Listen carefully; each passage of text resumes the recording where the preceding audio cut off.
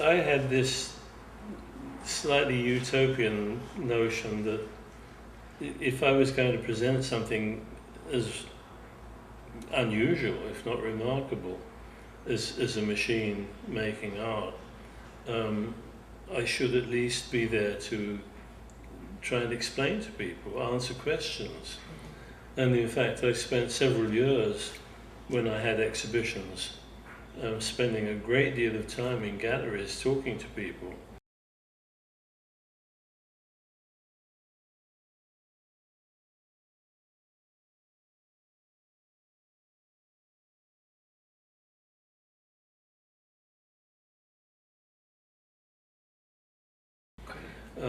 So in the early days, I had fairly good notion of what people were thinking about.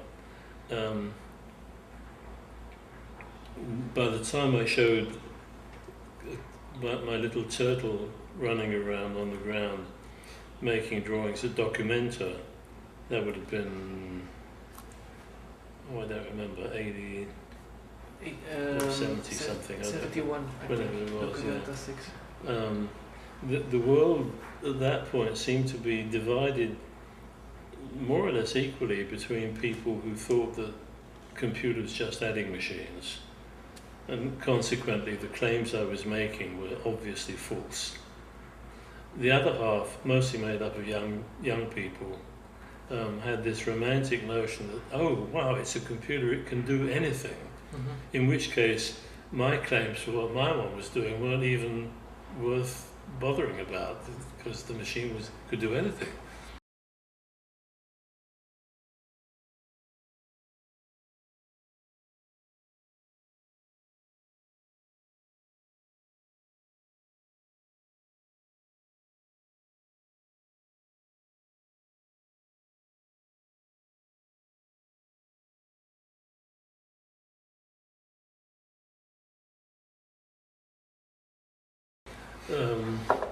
So, in other words, nobody had very much of an idea of what a computer was or what it could do. Gradually, the public became a little more informed.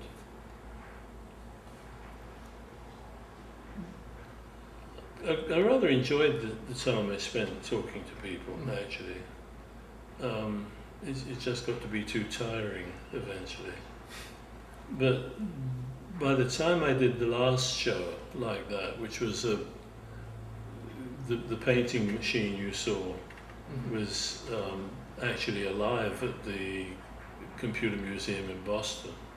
I did a show and it was generating work while the public was looking. It became obvious that they weren't really looking at the art at all, they were looking at the machine.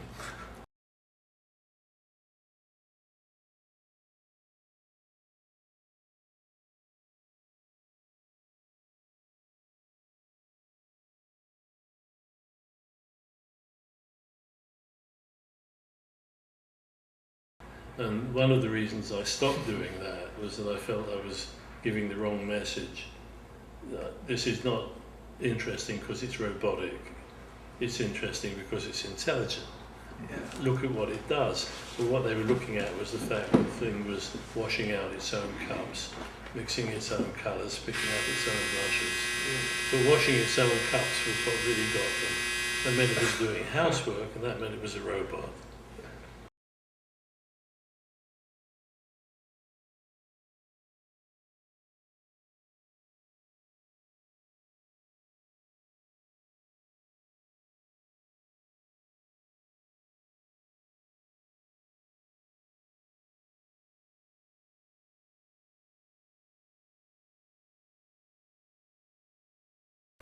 So, you know, between when I started exhibiting in the early 70s and when I finished exhibiting in the mid-90s, the audience is already fairly sophisticated. They knew about robots, they knew about machines, but the machine itself was more interesting than what the machine was doing for them.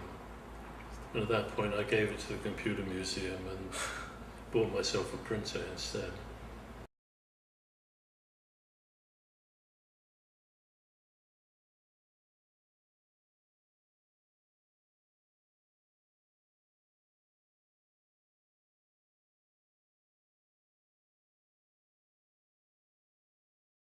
In the first place, those people who were drawn to the computer weren't afraid of they were going to lose their creativity.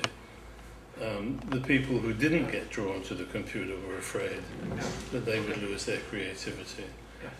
Secondly, the idea of artificial intelligence was almost unknown, and I think you'll find that of all of the early people in the game, I was about the only one who knew about it, who not only knew about it but saw that as the goal.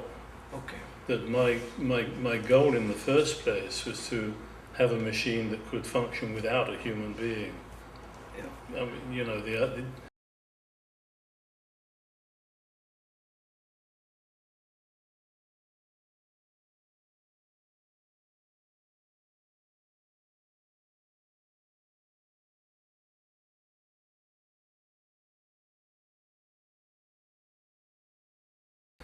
I started with the idea of machine autonomy.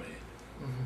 So I was drawn, not even knowing about artificial intelligence, in fact. Okay. I was trying, as I said, I started by trying to model how the human brain was working, how the mind was working.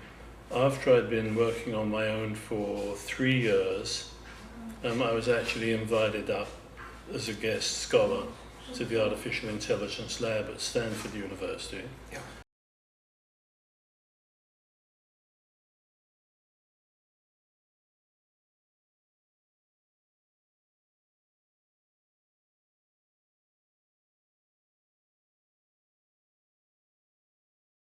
And became not exactly part of the mainstream, but I was like the token artist in the artificial intelligence community. But I was the only person at that point. Frieda came in from physics. Yeah. He wasn't part of the art world at all. He knew nothing at all about the art world. Yeah. So he started from an entirely different position, facing in an entirely different direction Yes. to me, to anybody else. Herbert Franke, as you said, was fascinated. Oh, look, we can do this and we can do that and we can do the other. But in the sense that all things are equal. Mm-hmm. Everything equals everything else. If it's new, it's great.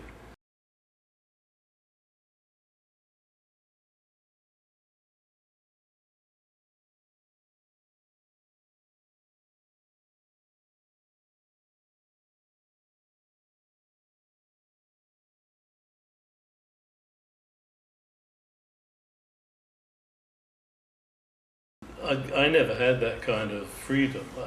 I always felt much more constrained. I had a very clear goal of having a machine program that could emulate what human beings do.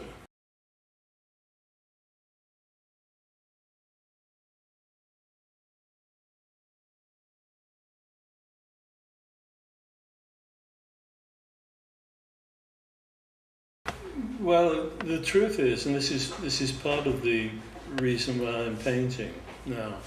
Mm-hmm. I think I came to the conclusion, not so very long ago, 2 years ago, that the goal of an absolutely autonomous art-making machine, or simply any machine that can exist in a human domain, has a very, very long way to go before it's actually capable of the kind of things that human beings do.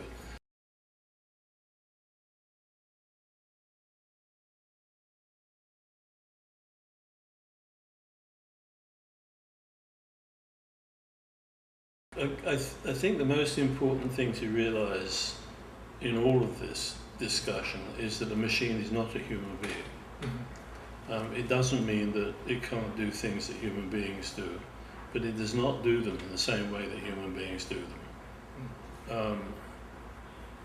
That became, I mean, that was an insight that was very important to me, because I'd spent some years trying to understand how to get the computer to handle color. Mm-hmm. And I, you know, as a painter, I had a reputation for being a rather good colorist. Mm-hmm. I couldn't figure out how to do it.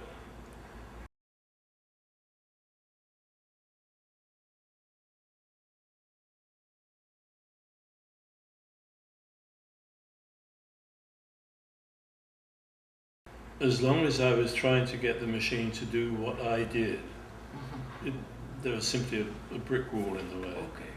And it happened at about the same time that the big blue was beating Kasparov at chess. And I realized that, yes, chess was always, in the AI community, chess was always considered to be the game par excellence. You know, if you could get a machine to play chess, that would be a proof of its intelligence. But it turned out, in fact, that the machine did not play chess the way Kasparov played chess. Right? It had its own strategies that were completely different.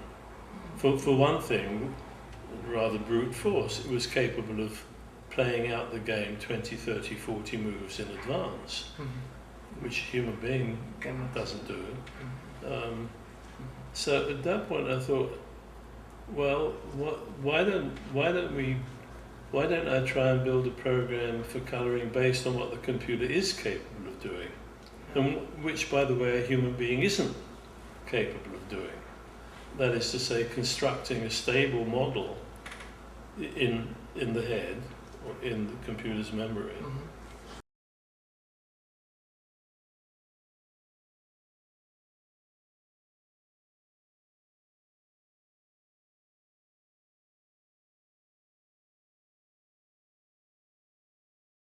So it turned out that once I abandoned the idea that the machine had to do things the way a human being did them, I was able to break through the problem. I mean, Aaron is still the only program in the world that is capable of functioning as a colorist.